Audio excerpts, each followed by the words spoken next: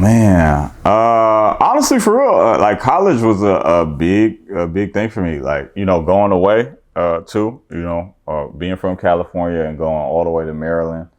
You don't got no choice but to deal with yourself, because when you get out there, it's like a clean slate, it's new friends. You basically building from the ground up. So for me, I spent a lot of time with myself. A lot of my interests changed. Like, I read a lot more, so I was able to discover a lot of new things. So I think that was like a real changing point for me in my life, like going to a historically Black college at that. You know what I'm saying? Especially being from California. I was going to ask you that. Did you go to a HBCU? Yeah.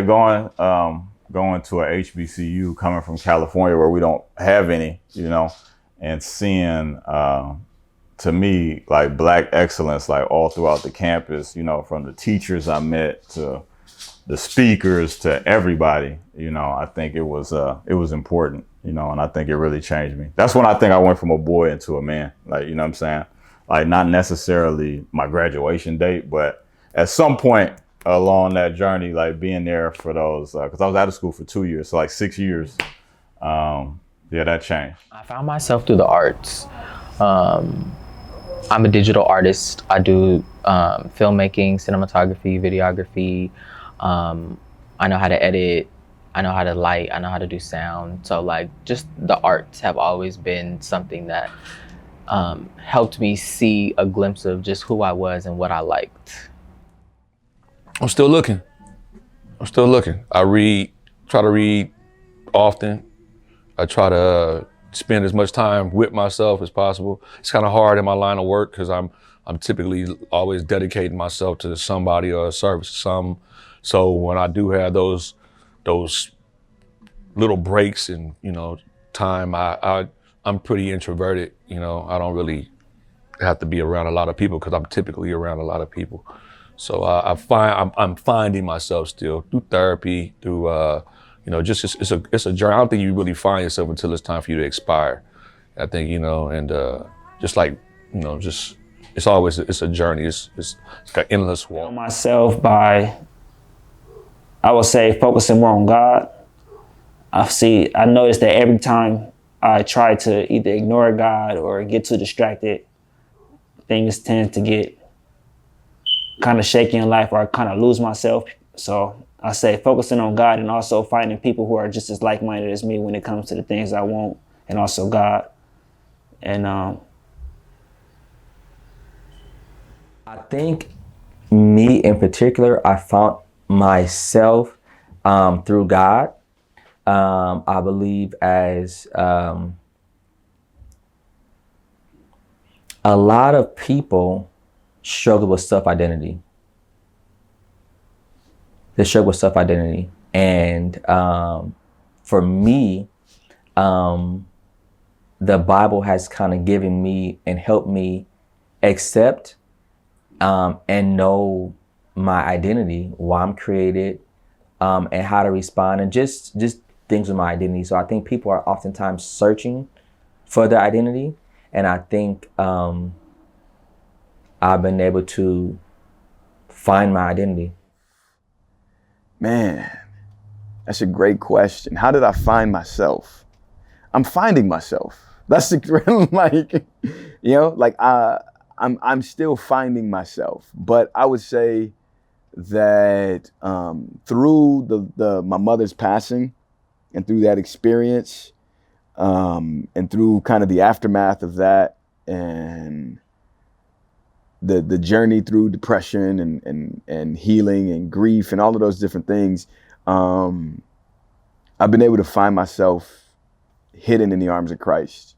Like, that's the best I can describe it, man. Like, it's through the truth of the gospel, and sifting through a lot of church hurt and church pain, sifting through a lot of frustration and grief and anger and self-hate and and a lot of different things. I found myself in him. Like, that's the best I can say it. To really believe what scripture declares, that I'm a son, that I am his, that I have value, that I am loved before I ever do or say anything, before I ever follow a rule, before I ever speak a sermon, before I ever perform, or ever like do anything. He says, you're mine. Like you are mine, like you are my son, and I'm pleased. And so believing that about myself has helped me to realize like the good that was deposited in me from birth, right? Like that my personality and the way that I express and the way that I feel and the way that I think, right, is a gift. It's a good thing, right? And I'm learning more and more who I am. Not who I've been led to believe that I am, not who I've been told that I am, but who I am. I'm letting my creator define me, right? Because things suffer when the one who designed it no longer defines it. Living every day, praying. As much as that sound corny and cliche, you talk to yourself. Everybody talks to themselves. So, shit, that realm right there. How did I find me? I think my parents helped. I think my city helped. I'm from Inglewood, you know, since y'all got me here in Compton, I figured I'd let the people know. And I think that my preliminary education of my people helped. Because I grew up in a space where I saw love, but I was in an environment where, you know, you got to adapt to where you at.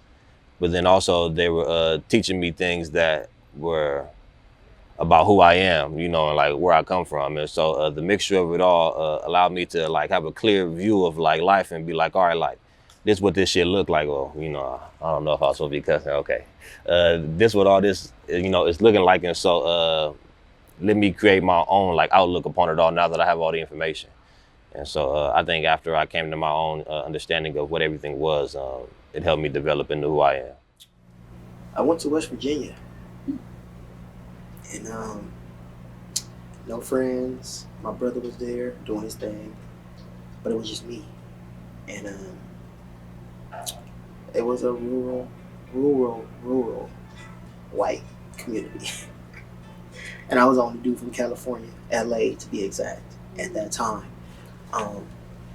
So I had to understand that that was where I learned how to stand on what I believe in, stand on my word, because that's all I had.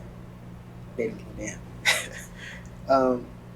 If I could do it again, I would, because it made me, in a sense, when it comes to my being who I am, it made me who I am. Being in LA, you don't see that. You don't see the country in LA. You don't see too much racism. You don't see rural white people. So being able to travel out, experience it, and I'm there as a college student, and I'm doing everything I need to do the right way. I'm hanging out, I'm drinking, I'm DJing, but they don't care. You're not from here, you're not our kind, and it is what it is. So seeing that made me respect and appreciate being at home.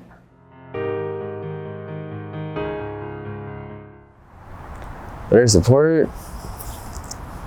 I want to say better support. You guys are doing a great job as is. You guys are doing a fine job. I have strong black women in my life. I would say put a better example out for the new black women coming into the world. I have a little sister who just graduated, and she needs good role models. I don't think these entertainment role models are good role models for any of our younger black women coming of age, especially because we have little girls out here trying to be 16, 15, 14, trying to compete with grown-ass women. So we just need to have our black women set a better positive example. Not a better, you're already doing a great job, because we have a black woman in almost every single aspect that we need. But it'll be nice to see some more color. Not just women, but men as well. More diverse. Do your best to deal with your trauma. You can't, I was talking to somebody the other day, and she was saying, I told her just jokingly, I was like, yo, I need somebody to meet me halfway. And she was like, nah, you need somebody to meet you the whole way. You want to come to a situation entirely whole, and you want that woman to come entirely whole, and you want to, that meeting halfway shit, it's like, it's not necessarily the most beneficial thing. Because I've tried that, so you just try to, me personally, it's like it's a constant journey. Just I gotta keep on working, keep on doing the work, I think doing a lot of the stuff you guys are doing now, I think this will, show another side, of men where you get to express yourself. And I think just being understanding, I think that's the main thing we can do for each other, is just being understanding that we are different, and accepting our differences, and, just letting each other express ourselves, in a healthy way, so I think, just letting a man speak, get his things off his chest, and understanding that, okay, I might not handle that the same way, but, I feel you, and hopefully we could work through this, because, naturally we are different, but just trying to be more understanding of where each other are coming from. I think that you could just keep asking that question.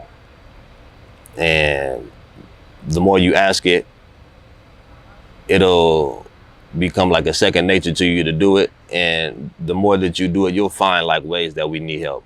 We don't know how we need help. I tell every dude, I'm working with like a videographer right now, and he be coming with his girl, and she be like, directing him, and I'd be like, we should always take, like the thought of a woman like into consideration. And so y'all look and y'all tell us how we need help. And even if we don't agree, but y'all see it, that's how we need help. As black women, being better support for us black men, I would say understanding that it's going to be hard regardless to the good or bad. And I think that's where we get that intertwinement, and because they feel like it's good, you guys got it, and then when it's bad, you guys got it. Then in a sense, it's like regardless if it's good or bad, we just need that support, because we do come to our black women, like I say, mothers, girlfriends, and wives. I made a shirt that said "Black Wives Matter," and really, and I get so many looks because it's like, what do you mean black wives matter? And I said, well, why is it a question? And people look at me, and the black wives love it. But I did it as a statement piece because we don't acknowledge that. We don't acknowledge, I'm 35 now, I've been married for 7 years. We don't acknowledge that part. Back to the stigmas of black men not being there for their families. Black men can't, step up to responsibility. And I'm living proof. I have 2 brothers that did the same thing.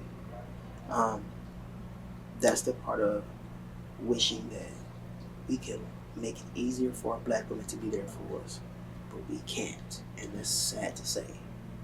Because no matter how good we do, no matter how meaningful we try to be, and the stuff we do, it's hard to be there for our black women with the best of our abilities, and that makes it hard for the black women to be there for us. So I would say, just as a black woman, just be there, show support. Like I said, it's not about financially. Sometimes it's mental. Some men are not stimulated mentally by our black women. Sad to say. So just stimulate our men. Just stimulate us in every way you know how. And it's up to the man to stand up and figure it out. I get it. They be funny, but really just avoid these memes. You know what I mean? Because I feel like these memes sometimes I feel like they play some type of truth in women's head. You know what I mean? But I really say just the memes is funny, but I wouldn't say like don't go hard or too deep into believing the memes. You know what I mean? And also like speak up. Always don't be afraid to ask like a man, hey, is everything wrong? Is everything okay? He might not want to express it, but at least you making that effort to check up on him. You know what I mean? Just that just that thought of you making that effort, we appreciate that, I feel. But avoid these memes, social media, and don't be afraid to speak up and check on the man or whatever. I mean, I feel like this question is a trap. I'm gonna get in trouble. No, I'm just You're not the first one to say that. yeah, pass. No. Oh man, how can black women be better support to black men? I would say choose to believe that the men in your life, whether they be, this is so hard, because there's so many dynamics, right? Like it's so nuanced, and I don't want to like sound like I'm ignoring any of the nuance or the complexities or even the hurt and the abuse and the pain that people have experienced and go through. But in a general sense, I would say black women can be a support. I'm not gonna say better or support or whatever, but black women can be a support to black men by choosing to believe they have value, clearly communicating expectations to them, realistic expectations, right? Allowing grace in them becoming who they are, because there's a reality that we have been told so many things about what it means to be a man. We have been given, some of us have inherited unhealthy paradigms. Some of us have lived life for so long without much guidance that we don't really know what it looks like to love well, what it looks like to lead well, what it looks like to really lean into being a leader and a man. So I would say extend some grace in that area and encourage the men around you to find support, to have community, right? To find places and spaces where they can be vulnerable and transparent without looking over your shoulder and worrying about if somebody's gonna, flip that on you or take it take advantage of you because of it, right? So I would say encourage them to find support, believe the best about them, inspire them to that, trust their leadership if they are trying their best to be trustworthy, right? So I say, yeah, like be a support in that way. With your words, and this goes to anybody, you have a choice to speak life or to speak death to people, right? Blessing or cursing, right? Like the power of life and death is in the tongue. And like what we say has a tremendous impact in forming people's identity and their self-worth, like those around us. So I would say, choose your words carefully. Speak the truth, but in love. Choose to build up rather than tear down, right? Don't go for the reflex of just like cutting into them and like taking that shot that is going to take them out, right? Instead, process your own feelings and emotions in a healthy way. Say what needs to be said at an appropriate time, but always choose, take opportunity, man, just take the opportunity on a regular basis to just be an encouragement. Say, man, I appreciate you. Thank you so much. Like, I love you. I care about you. You have value, man. And let men know, the men around you, that you care about them and you love them and you value them for who they are, not for what they can do or what they can provide. Yes, being a provider is a part of like being a man. Like that's a part of it, but that's not where our identity rests. To support better, I don't know, because my experience, I don't have a necessary negative experience when it comes to black men or women when it comes to support. Okay. So I started a business in 2006, and I've had a lot of people support me. A lot of black people support me. A lot of black people help us get to where we're at today. So I wouldn't say that there's been a lack of support. And then even when it comes to the black woman, I don't know, I'm married to a black woman and she gives me a lot of support. So, and my wife is a black woman. My mom is a black woman and she supports me tremendously. So I can't really say I have a negative experience, but I say when you look at it as a whole, when you look at, media and stuff, there is a thing where right now we have a big thing, support black business, support black, and that's what we should do. That's what we should be doing, anyway. I mean, that's what I do as well. So it's I feel we definitely need to do that more economically. I think we got to be more strategic in how we support each other. I think that may be it there. Like a lot of times we'll say we're support with the mouth service, but we're not really being strategic in how we support. So I think we maybe need to improve in our approach on how we're trying to support each other. But I think we do support. You know, of course you have haters. It's always going to be haters, but those come in every nationality. So, you know. Black women should learn what are examples of what healthy men like are. You know, like learn that, like figure that out, like whatever you kind of have to look at or do, because I know there are not a lot of examples maybe in the neighborhoods that we live in. You know, there might not be examples of men who are like healthy. And what I mean by healthy, I'm not talking about in shape healthy. I'm talking about like mentally healthy, like they exude like a healthy masculinity or a divine masculinity, like, you know, you want to like look at those type of men, and I'm not telling you what to desire or what to look at, but the men that you desire are the men that are created. Well, not are created, but what men create themselves to be. And so if you desire toxic men and you post on social media how you like toxic men, and you like when men do this toxic stuff, or, you know, you like when men yell at you in public or something like that, that's what a man is going to see that on social media, and he's going to begin to do that, like, you know, to other women. And so y'all got to understand that, like, you know, y'all create the men that y'all see. You know, it's like every generation. Like, so if that's the type of man that you want, or that you desire, and that is what you're going to see. Somebody else, you know what I mean? And I feel like that just all comes with timing. And as far as in the general aspect, that's it. We just need the black women to help us heal, and we need y'all to not just don't be stressing us out all the time. You know what I mean? It's so much stress, but it's cool because I'm in the stress in any relationship. But I'm saying, you know, like, stop calling us dogs and these beliefs that you have about us as black men, that, you know, we ain't shit, right? That whole concept of belief, because you're feeding the universe that information.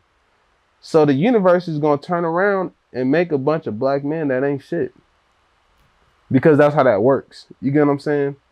It's kind of like Santa. The movie's about Santa. He can't fly, his carriage can't move unless people believe in him. You get what I'm saying? Because it's the power of the universe that actually produces the outcome. So I feel like for black women, it's just, I don't want to say change, but shift y'all belief system about black men, because we really need y'all. Black men better support each other.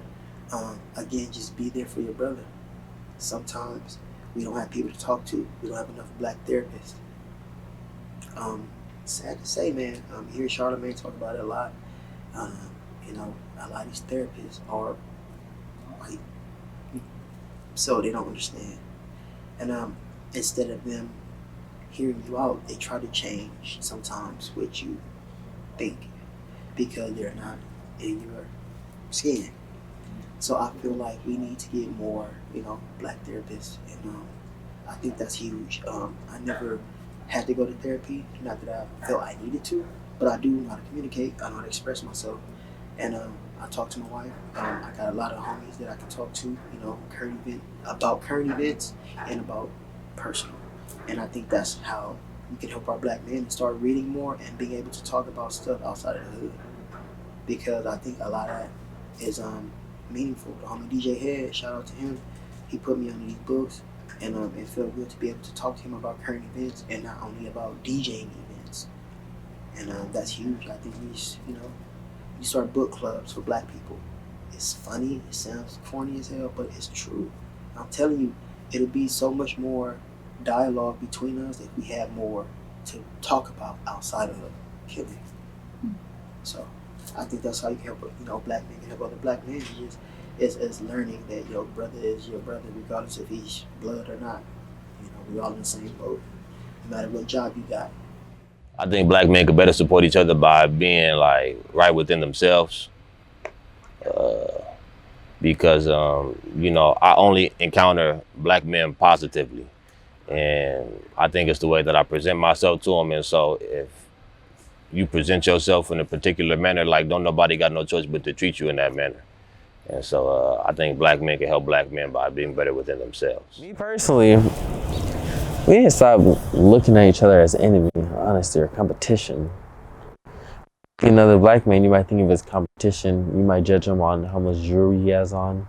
You might judge him on the J's on his feet. You might even rob him for the J's on his feet. All because you don't got it. Maybe because you want a quick flip or however, you know. Stop treating each other as threats. It's the main thing. It's not good for us. But me personally, honestly, I've never really had an encounter with another black man. Kind of weird to say, but I've never had a run-in. I've never had a, hey, cuz, where you from? Hey, blood. None of that shit. I've never really had that because of the character I bring out of myself. I don't bring that type of negative vibe, gangbanger feel, any type of aspect out of myself in that type of way. But I know that at any moment it could happen though, only because I could be wearing the wrong color at the wrong time. I could be in the wrong place at the wrong time. But I shouldn't have to feel like I always have to have my guard up around my brothers. I don't feel like we should have to feel like that. It's a nice vibe sometimes, especially now because everywhere I go, I try to nod at all my brothers. And it's kind of cool because it's weird to say it, but start nodding first. Stop staring them down until a nigga nods you back. Stop. This shit feel awkward. If you see me, hey, what's good? It don't even matter if you know me. Just, how you doing, brother? It's gonna make you feel good. You know how many people actually like relax when you talk to them in a positive way? They don't feel like they're on the edge all the time. It'd be nice to not feel on the edge all the time. We eliminate our egos, man. Eliminate our egos and realize that we all the same. And then it's like, be yourself. Like, be yourself, man. Be yourself. Like, it's all good for real. Cause we all, as men, I feel like the details may not be the same, but the end goal and the result is, cause we all, you know what I'm saying, as men, we fall on one side. It's pretty, you know what I'm saying, it's pretty. We're all going for one thing. Yeah. It's always gonna be a split. It leads to where we're going, but it ain't gonna be the same thing. And then it's just about knowing when to like let go, and then, you know what I'm saying? Cause that's crazy. This question, I like this question. Cause I feel like this is where it really changes, even for the women. Cause as men, if they see how we interact, like, cause I always say this shit like, knock the competition out. You know, like we compete for the wrong damn reasons. You know, I mean, let's compete for getting better credit scores. Let's compete to get, you know, who got the most properties. Let's compete like that. Like everybody got a gun, you know. Everybody got affiliations. Everybody can get whored. Everybody could, you know, everybody got a right and left, you know, I ain't gonna say everybody, but you know, the majority of person could ball up a fist and swing if they feel like it. Like I said, they didn't stop making guns when you got yours. We ain't gotta compete, you know, just to exist. We gotta compete with enough people. You know what I mean? So we don't need to compete against each other to exist. My brain and think like he's not against me, he's with me. Mm-hmm. If someone was to go down, he gonna be right on my team. And I feel like we will be a strong unit, a super strong unit. But I feel like media and, you know, things like the system, society just feeds us a bunch of propaganda to where we just go against each other. So once we can break that, then where we can see another man and don't have that, or another black man that don't have that, oh, well, I gotta be tough for him, you know what I'm saying? Where it's like, oh, I feel more safe. then I feel like that once we can do that, then we'll start helping each other, uplifting each other, and then plus we should start doing community events with just all men. You know what I'm saying? And where we can go out and have those spaces to talk, these uncomfortable conversations, all this, we gonna have to start doing it one way or another. And somebody gonna have to step up and start doing it for sure. I feel like listening. Oftentimes we don't listen. Pride, whatever the case may be. We get in situations where we think we right, we know it all, whatever the case may be, but in reality, nah, it's really not the case. I feel like we can do better with making better decisions. A lot of decisions we make that are poorly made, and kind of eliminating friends that aren't for our best benefit. I feel like those are some ways that we could do better. Stop killing. Stop hating each other. Stop trying to be better than the next. Like, you know what I mean? Like, everybody just want to be in competition, and it's so foolish to me. Like, everybody want to be a crab in a barrel. But when you get out the barrel, you just gonna fall on the flame that the bucket is on. So what are you doing? What are you doing? You know what I mean? We should come together and try to move the barrel as a whole and relocate and you know what I mean? Make something different and implement something different into our children. Show our kids something new for these next generations. And that's how we can help each other. It's just by being brothers. Like, you know what I mean? The same way you look at all your homies. It's the same way you should look at every black man. You know what I mean?